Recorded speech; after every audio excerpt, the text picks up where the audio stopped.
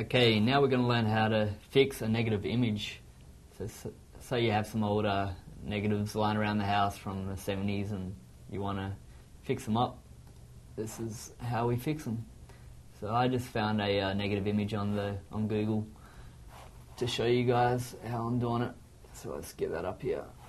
Let's make it a little bit smaller. There we go. Alright, so here's our negative image. This is quite a simple thing to do. Simply go to Image, go to Adjustments, go all the way down to Invert, click on that, and it gives us our proper look for the image. And now we might want to touch up the colours a little bit, get some of that yellow out of it. Let's go to Adjustments again, go to Colour Balance. Let's play with these a little bit, try and get the colour looking a little bit more normal.